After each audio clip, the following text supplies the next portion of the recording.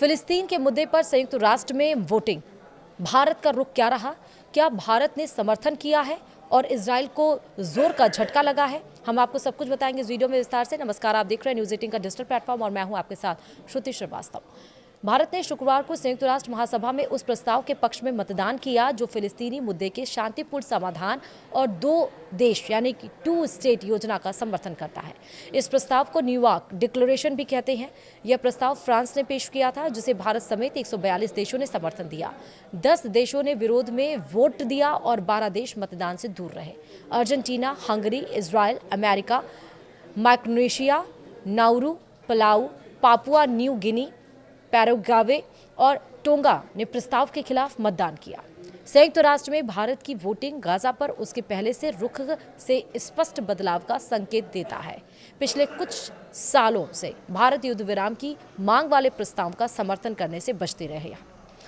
भारत ने 3 साल में 4 बार गाजा में युद्ध विराम की मांग वाले प्रस्ताव से खुद को अलग रखा है। 7 पन्नों का यह डिक्लेरेशन जुलाई में यूएन हेडक्वार्टर में हुई इंटरनेशनल कॉन्फ्रेंस के बाद आया है। कॉन्फ्रेंस की सह मेजबानी सऊदी अरब और फ्रांस ने की थी, जिसका मकसद दशकों पुराने संघर्ष के समाधान के लिए फिर से बातचीत शुरू करना था।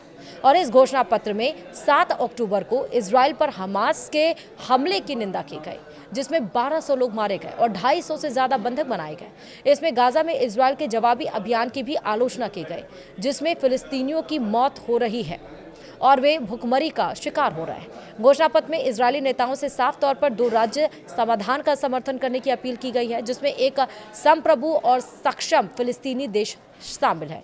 इसमें इजराइल से फिलिस्तीनियों के खिलाफ हिंसा को तुरंत रोकने, पूर्वी यरूशलेम सहित कब्जे वाले फिलिस्तीनी इलाके को हड़पने से रोकने और हिंसा रोकने की अपील की गई। घोषणा पत्र में कहा गया कि फिलिस्तीनी राज्य का एक अहम हिस्सा है और उसे वेस्ट बैंक के साथ जोड़ा जाना चाहिए। वहां कोई कब्जा, घेराबंदी, जमीन पर कब्जा या जबरन पलायन नहीं होना चाहिए। इजराइल ने इस प्रस्ताव को खारिज कर दिया। इजरायली विदेश मंत्रालय के प्रवक्ता ओरेन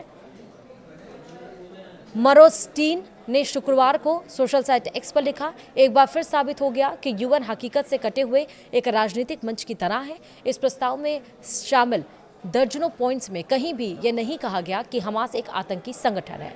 वहीं संयुक्त राष्ट्र यानी अमेरिका में के मिशन ने एक बयान में कहा कि अमेरिका न्यूयॉर्क डिक्लेरेशन का विरोध करता है। अमेरिकी राजनयिक मॉर्गन ऑर्टोगस ने इसे राजनीतिक दिखावा बताया। उन्होंने कहा कि इस प्रस्ताव को लेकर कोई गलतफहमी ना हो, यह हमास के लिए एक तोहफा है।